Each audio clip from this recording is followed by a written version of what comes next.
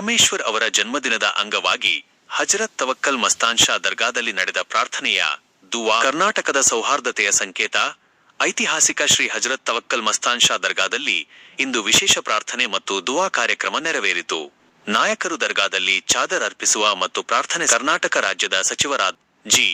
ಪರಮೇಶ್ವರ್ ಅವರ ಜನ್ಮದಿನದ ಶುಭ ಸಂದರ್ಭದಲ್ಲಿ ಅವರ ಆಯುರಾರೋಗ್ಯ, ಸುಖ ಶಾಂತಿ ಹಾಗೂ ರಾಜ್ಯದ ಬಿಲ್ಡ್ ಫಾರ್ ಮತ್ತು ಅಭಿವೃದ್ಧಿಗಾಗಿ ದರ್ಗಾದಲ್ಲಿ ಶ್ರದ್ಧಾಭಕ್ತಿಯಿಂದ ವಿಶೇಷ ದುವಾ ಸಲ್ಲಿಸಲಾಯಿತು. ಈ ಪವಿತ್ರ ಸಂದರ್ಭದಲ್ಲಿ ಉಪಮುಖ್ಯಮಂತ್ರಿಗಳ ವಿಶೇಷಾಧಿಕಾರಿ ಕೇಶವ್ ಅವರು, ನಸೀರ್ ಅಹಮದ್ ಅವರು, ಖದೀರ್ ಪಾಷಾ ಅವರು ಹಾಗೂ ಪೂಜ್ಯ ಶ್ರೀ ಮಹೇಶ್ವರಾನಂದ ಸ್ವಾಮೀಜಿ ಅವರು ಉಪಸ್ಥಿತರಿದ್ದು ಪರಮೇಶ್ವರ್ ಅವರಿಗೆ ದೀರ್ಘಾಯುಷ್ಯ ಸಿಗಲಿ ಮತ್ತು ನಮ್ಮ ಕರ್ನಾಟಕ ರಾಜ್ಯವು ಎಲ್ಲಾ ರಂಗಗಳಲ್ಲೂ ಅಭಿವೃದ್ಧಿಯತ್ತ ಸಾಗಲಿ ಎಂದು ಭಾವೈಕ್ಯತೆಯಿಂದ ಪ್ರಾರ್ಥಿಸಿದರು. ಸರ್ವ ಜನಾಂಗದ ಶಾಂತಿಯ ತೋಟವಾದ ನಮ್ಮ ನಾಡಿನಲ್ಲಿ ಎಲ್ಲರೂ ಒಂದಾಗಿ ಪರಮೇಶ್ವರ್ ಅವರ ಅಭಿವೃದ್ಧಿ ಹಾರೈಸಿ ಸಲ್ಲಿಸಿದ ಈ ಪ್ರಾರ್ಥನೆ ಸೌಹಾರ್ದತೆಗೆ ಹಿಡಿದ ಕೈಗನ್ನಡಿಯಾಗಿತ್ತು.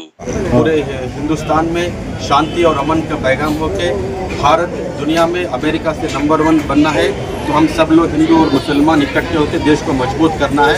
तो मैं दुआ करता हूँ कि यहाँ पर जो भी लोग आए हैं तमाम लोगों की मुरादें पूरी हो गए होने के लिए मैं दुआ करता हूँ. बहुत बहुत धन्यवाद. ओम नमः शिवाय. ओम श्री गुरु बसवलिंगाय. ಅದ್ರ ಬಗ್ಗೆ ಭೇದ ಭಾವ ಮಾಡದೇನೆ ಅವ್ರನ್ನ ಇಲ್ಲಿಗೆ ಜಾಸ್ತಿ ಜನ ಹಿಂದೂಗಳು ಬರ್ತಾರೆ, ಮುಸ್ಲಿಮನು ಬರ್ತಾರೆ, ಎಲ್ಲ ಬರ್ತಾರೆ. ಅವ್ರವ್ರು ಏನು ಕಷ್ಟ ಇದೆ ಅದನ್ನೆಲ್ಲ ಅವರು ಬೇಡ್ಕೊಳ್ತಾರೆ. ದೇವರು ಅವರಿಗೆ ಒಳ್ಳೆ ರೀತಿಯಲ್ಲಿ ಅವರಿಗೆ ಒಳ್ಳೆಯದು ಮಾಡಿದ್ದಾನೆ, ಮುಂದೇನು ಮಾಡ್ತಾನೆ. ಮತ್ತು ಎರಡನೇದಾಗಿ ನಾನು ಡಾಕ್ಟರ್ ಜಿ. ಪರಮೇಶ್ವರ್ ಅವರು deputy chief minister government of Karnataka. ಅವ್ರ ಹತ್ರ ಒಂದು 32 ವರ್ಷದಿಂದ ನಾನು ಅವ್ರ ಹತ್ರ ಸತತವಾಗಿ ಅವರ ಆಪ್ತ ಸಹಾಯಕನಾಗಿ ಅವರ ಮನೆಯಲ್ಲಿ ಆಪ್ತ ಬಳಗದಲ್ಲಿ ಒಬ್ಬನಾಗಿದ್ದೀನಿ. ನಾನು ಸದ್ಯಕ್ಕೆ ಅವರ ಮಗ ಅಂತ ಹೇಳಿದ್ರು ನನಗೆ ತಪ್ಪಾಗಲ್ಲ. ಆ ರೀತಿಯಲ್ಲಿ ನಾನಿದ್ದೀನಿ. ನಾನು ಅವ್ರ ಮಂತ್ರಿ ಇರಲಿ ಅಥವಾ ಇಲ್ಲದೇ ಇರಲಿ ಸತತವಾಗಿ 32 ವರ್ಷ ಇದ್ದೀನಿ. ಇವತ್ತು ಈ ದಿನ ಅವ್ರದ್ದು 75ನೇ ಹುಟ್ಟುಹಬ್ಬ. 75ನೇ ಹುಟ್ಟುಹಬ್ಬದ ಪ್ರಯುಕ್ತವಾಗಿ ನಾನು ಲಿಮ್ಸಾ ದರ್ಗಕ್ಕೆ ಬಂದು ಅವ್ರಿಗೆ ಒಳ್ಳೆಯದಾಗಲಿ, ಮುಂದೆ ಅವರು ಮುಖ್ಯಮಂತ್ರಿ ಆಗಲಿ ಅಂತ ನಾನು ಪ್ರಾರ್ಥನೆ ಮಾಡ್ಕೊಂಡಿದ್ದೀನಿ. ಇದು ಸೂಫಿ ಸಂತರ ಜಾಗ. ಇಲ್ಲಿ ನಾವು ಬರೋದು, ಇಲ್ಲಿ ಇಡೀ ನಮ್ಮ ಬ್ಯಾಂಗ್ಳೂರಿಗೆ ಇದು ಪ್ರಸಿದ್ಧವಾದ ಸನ್ನಿಧಿ. ಇಲ್ಲಿ ಯಾವಾಗಲೂ ನಾವು ಬರ್ತೀವಿ, ದೇವರಿಂದ ಇಲ್ಲಿ ಕೃಪೆ ಸಿಗತ್ತಿಲ್ಲ, ಅದನ್ನು ಆಶೀರ್ವಾದ ಪಡ್ಕೊಂಡು ನಾವು ಹೋಗ್ತಾ ಇರ್ತೀವಿ. ಒಂದು ಉರುಸ್ ಸಮಯ ಇತ್ತು.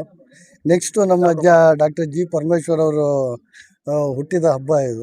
ಅದಕ್ಕೋಸ್ಕರ ಅವ್ರಿಗೋಸ್ಕರ ನಾವು ಪ್ರಾರ್ಥನೆ ಮಾಡೋಕ್ಕೆ ಈಗ ನಾನು ಕಾಯ್ತಾ ಇದ್ದೆ, ಇವರು ನಮಗೆ ಒಳ್ಳೆ ಸ್ಥಾನಮಾನ ಸಿಗತ್ತೆ ಅಂತ. ಅದು ನೋಡಿದ್ರೆ ನಮ್ಮ ಕೈಯಿಂದ ತಪ್ಪಾಯಿತು. ಅದು ನಮ್ಮ ಲೀಡರ್ಗಳ್ದು ತಪ್ಪೋ ಇಲ್ಲ ನಾವು ಜನರುಗಳು ತಪ್ಪೋ ಗೊತ್ತಿಲ್ಲ.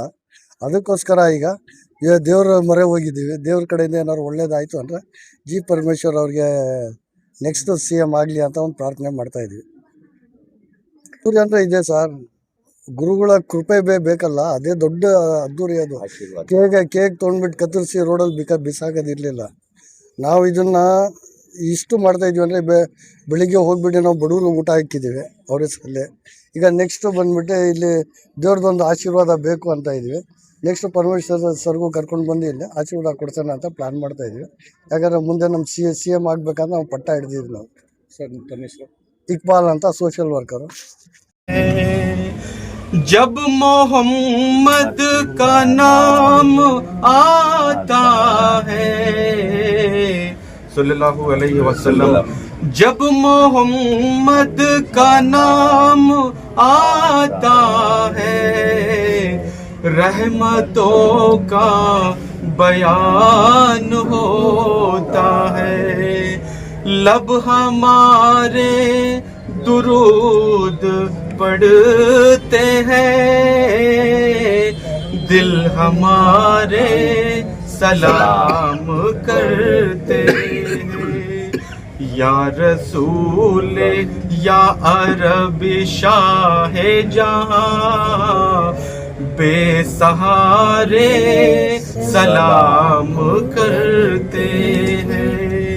हाजियों मुस्तफा से कह देना गम के